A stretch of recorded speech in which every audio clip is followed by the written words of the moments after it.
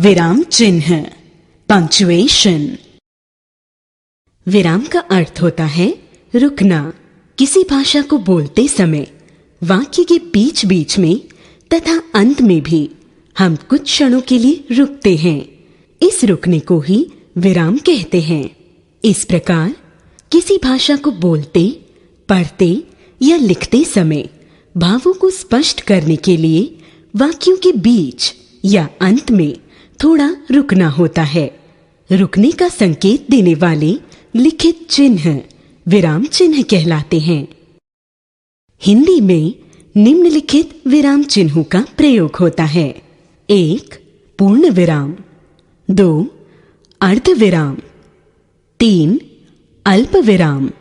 4. प्रश्न सूचक। 5. विस्मयादिबोधक। 6. संक्षेप लाघव चिन्ह। 7. उद्धरण चिन्ह। क. एखरा उद्धरण चिन्ह। ख. दोहरा उद्धरण चिन्ह।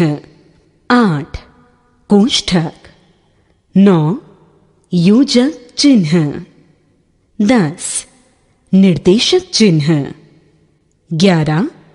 हंस पद, काक पद, त्रुटि पूरक। 12. विवरण चिन्ह। 1. पूर्ण विराम। वाक्य के पूरे होने पर पूर्ण विराम के चिन्ह का प्रयोग किया जाता है। जैसे अंशु बुद्धिमान है। 2. अर्ध विराम। जहां अल्प विराम से कुछ अधिक समय के लिए रुकना पड़े और वाक्य भी पूरा न हो, वहां अर्ध विराम लगाया जाता है। जैसे बिजली चमक रही थी, वर्षा हो रही थी। 3. अल्प विराम।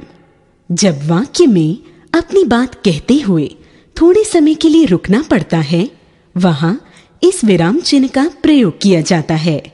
जैसे सुप्रिया, अंशु, अक्षय और आकांक्षा बहन भाई हैं। 4. प्रश्न सूचक। प्रश्नवाचक वाक्यों के अंत में प्रश्न सूचक चिन्ह का प्रयोग किया जाता है। जैसे तुम्हारा नाम क्या है। 5. विस्मयादिबोधक। जब वाक्य में हर्ष, घृणा, विस्मय, आश्चर्य, शोक आदि का भाव प्रकट होता है, तब इसका प्रयोग किया जाता है।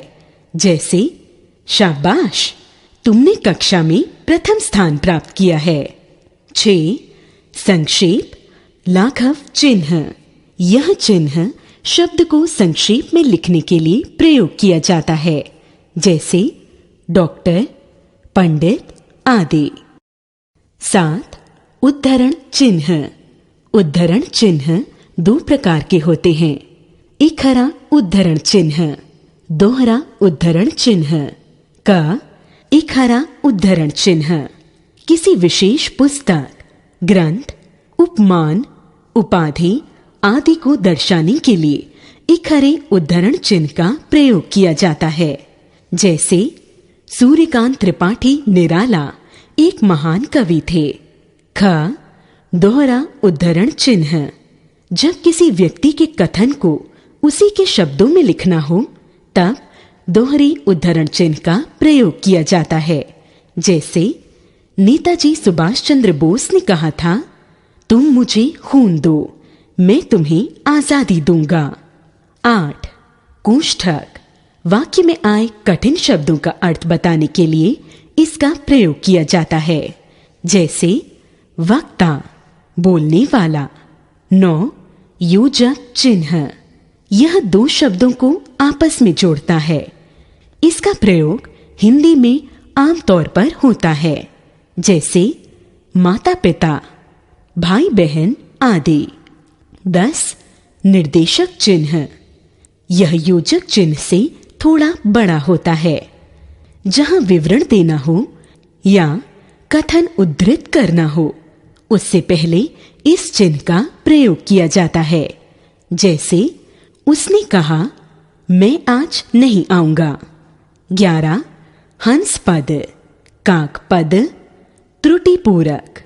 लिखते समय जब कुछ शब्द छूट जाते हैं तो उस त्रुटि की पूर्ति करने के लिए इस चिन्ह का प्रयोग किया जाता है। जैसे नेहरू जी भारत के प्रथम प्रधानमंत्री थे। 12. विवरण चिन्ह। किसी विषय को समझाने के लिए या निर्देश देने के लिए विवरण चिन्ह का प्रयोग किया जाता है। जैसे सूरदास जी की कृतियां इस प्रकार हैं: सूरसागर, सूर सारावली, साहित्य लहरी आदि।